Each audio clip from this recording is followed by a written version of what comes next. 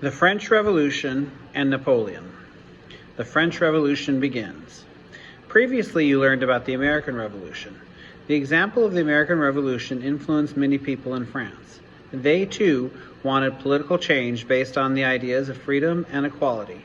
The French Revolution, which began in 1789, changed France and all of Europe.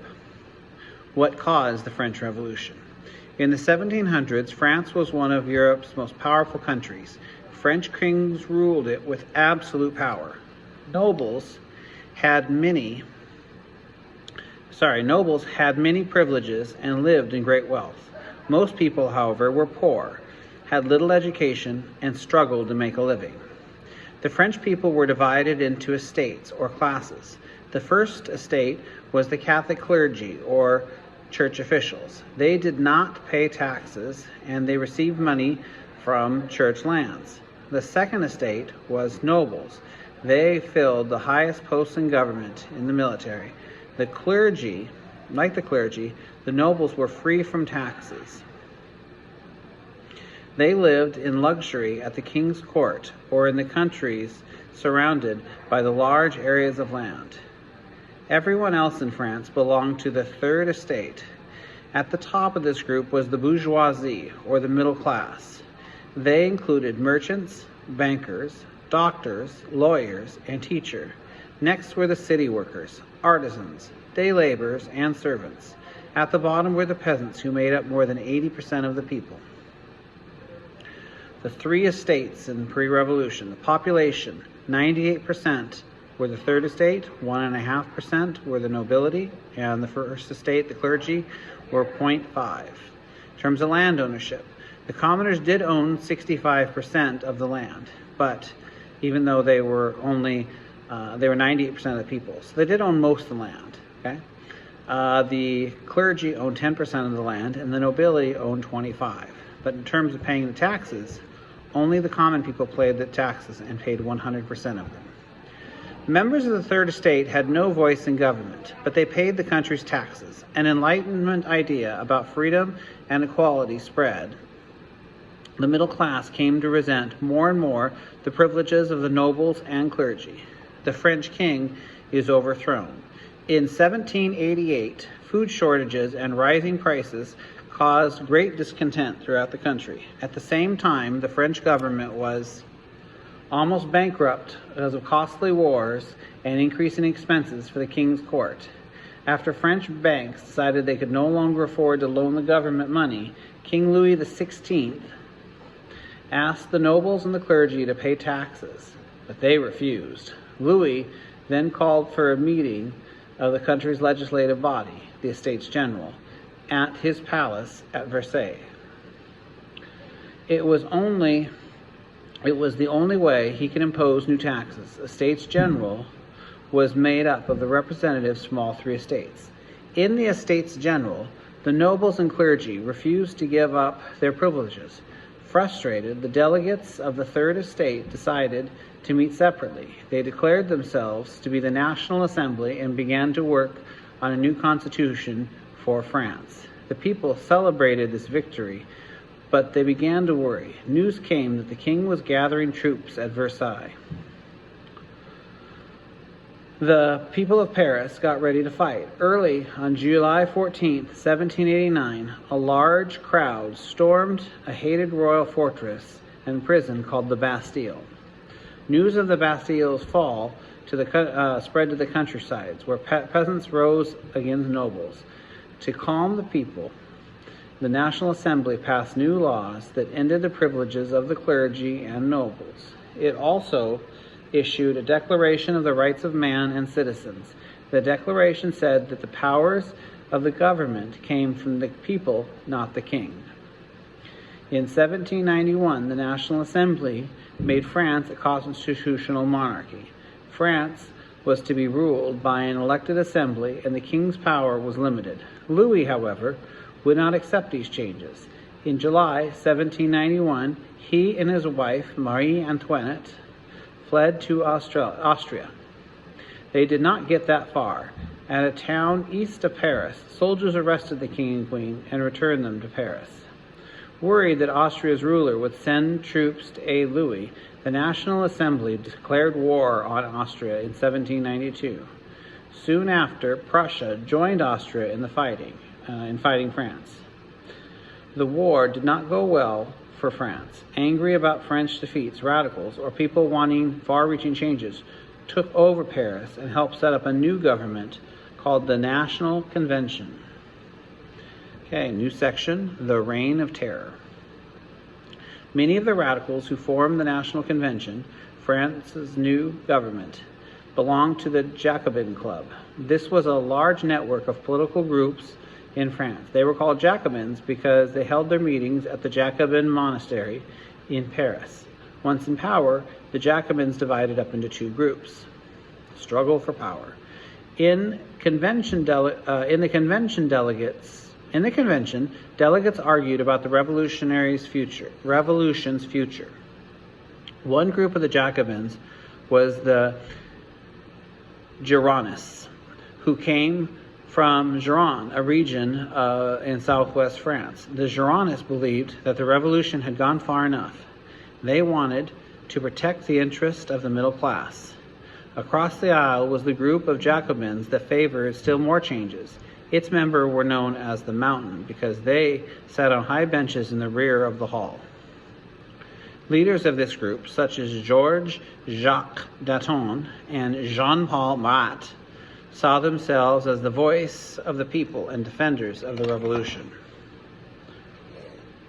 The Mountain soon controlled the convention. They used the power to get rid of the former king. In late 1792, Louis was tried and found guilty of helping France's enemies. A month later, Louis was beheaded on the guillotine, a new machine designed to quickly execute people. Louis's execution scared other European rulers. In 1793, Britain, Spain, Netherlands, and Sardinia joined Austria and Prussia in their war against France. Who was Robespierre? Soon after the king's execution, the National Convention set up the Committee of Public Safety to run the country. The new body quickly came under the control of a lawyer named Maximilien Robespierre. The committee took harsh steps to end growing unrest in Florida. Revolutionary courts sentenced to death by guillotine anyone who anyone believed to be disloyal to the revolution. This includes the Girondists, the clergy, nobles, and even women and children. In all, 40,000 people died, including Marie Antoinette. This period became known as the Reign of Terror. During its time, Robespierre tried to create a republic of virtue. He thought the revolution should inspire people to be good citizens. Under Robespierre, the committee opened new schools, had new farming skills taught to the peasants, and worked to keep prices under control. Robespierre even created a new religion that worshipped a, quote, supreme being, unquote. This attempt to replace French's traditional Catholic faith, however, did not last. With France under threat from abroad, the committee decided to raise a new army. All single men between 18 and 25 were conscripted or required to join up. With the new force of almost 1 million soldiers, France was able to throw back the foreign invaders. Military victories gave revolutionary generals great confidence, as soon as they soon became important in French politics. As fear of the foreign invasion lessened, people in France grew tired of all the killings and wanted to end the Reign of Terror. When Robespierre refused, government leaders had him executed. After Robespierre's fall, moderate middle-class leaders created a new government led by a 5-man council. This council, called the Directory, spent its time trying to handle food shortages, rising prices, government bankruptcy, and attacks by other countries. By 1799, the Directory had lost much support. The French people began to look for a strong leader who could restore order. The rise of Napoleon. When the Directory lost support in France, the French army was winning great victories in neighboring lands. One young general, battling Austrian enemies in Italy, especially captured the French people's imagination. His name was Napoleon Bonaparte, or Napoleon Bonaparte. Napoleon Bonaparte was born on the Mediterranean island of Corsica in 1769. He went to military school and became an officer. Napoleon supported the revolution. His military talent helped him rise to the rank of general by the time he was 24 years old. After his success in Italy, Napoleon attacked the British in Egypt. While in Egypt, he heard of worsening political troubles back home. He immediately returned to France. There, he then took part in a coup d'etat. This is when the top government leaders are suddenly replaced by force and a new government leaders. Napoleon became the most powerful man in the country. With his title of First Consul, France had the strong leader many believed it needed. Napoleon moved quickly to strengthen his control, reorganizing the government and creating many new schools and appointed local officials. He reorganized the country's finances and tax system. He created a new legal system known as the Napoleonic Code. It was based on Enlightenment ideas. Napoleon also made peace with the Catholic Church, which had opposed the revolution. Napoleon did not remain true to all of the ideas of the French Revolution. People were equal under the law, but the freedom of speech and the press was limited. A new group of nobles, based on ability rather than wealth or family ties, was created. Then, in 1804, Napoleon crowned himself emperor, and France became an empire. Being emperor of Napoleon's empire. Being emperor of France was not enough for Napoleon. He wanted to build a great empire. Beginning in 1803, Napoleon won a number of victories that helped him reach the goal. By 1807, he had an empire that stretched across Europe from the Atlantic Ocean to Russia.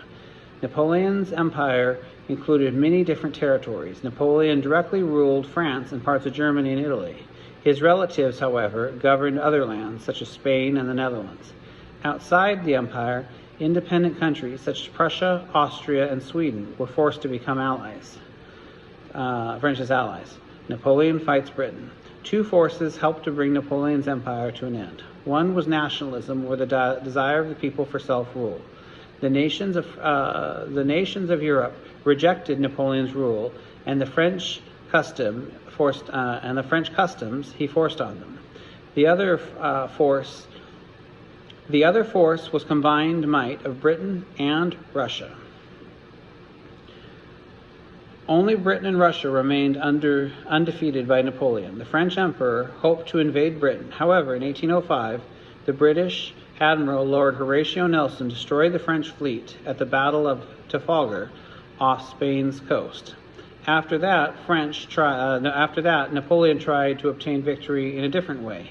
He forbade the countries in his empire to trade with Britain. His plan, called the Continental System, was hard to enforce, and it proved unsuccessful. Napoleon invades Russia. Napoleon next decided to take on Russia. He organized a large force of about 600,000 soldiers called the Grand Army. In the summer of 1822, the Grand Army invaded Russia. Except for one battle, the Russians refused to fight. Instead, they drew Napoleon's army deeper into Russia. When Russia's harsh winter arrived, Napoleon's forces were unprepared and helpless. Their retreat was a disaster. Fewer than 100,000 men returned alive. France's enemies then captured Napoleon and exiled him to the Mediterranean island of Elba. He escaped to French's mainland in the spring of 1815. His troops flocked to their old commander, and Napoleon returned to Paris in triumph. At Waterloo in Belgium, an international force led by Britain's Duke of Wellington finally defeated Napoleon. This time, Napoleon was sent to the island of St. Helena in the southern Atlantic Ocean, where he died in 1821. The Congress of Vienna.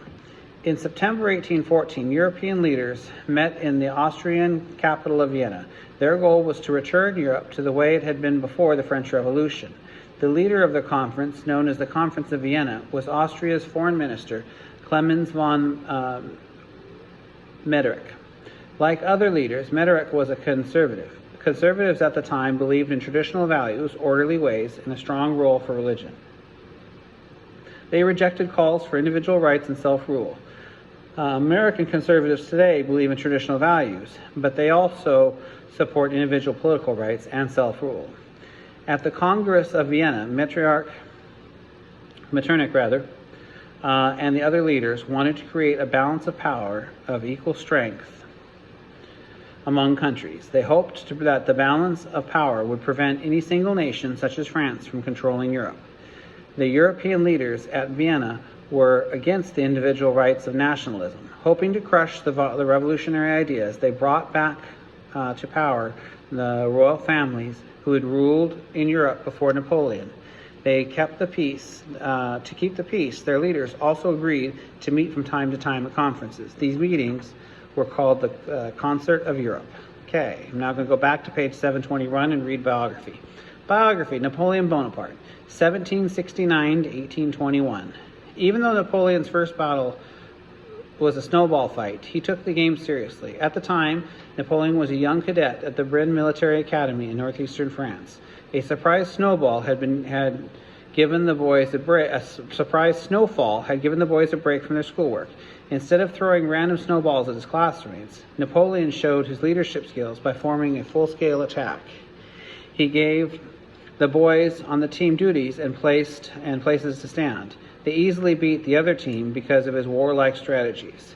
Before the other cadets realized his abilities, Napoleon was picked on by his classmates because of his short height, unusual name, and Italian-sounding accent. Napoleon did not care for his fellow cadets because they were from wealthy families and were French. Napoleon's father was a lawyer, but Napoleon was one of 8 children, and his family was not wealthy. In fact, Napoleon often sent money home. Napoleon resented the French in general because they invaded his homeland, the Mediterranean island of Corsica, in 1768.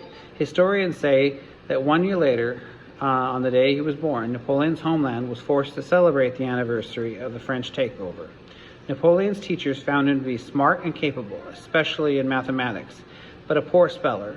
He earned a scholarship to the Paris Military Academy and tested well enough to become a second lieutenant in the army at age 16.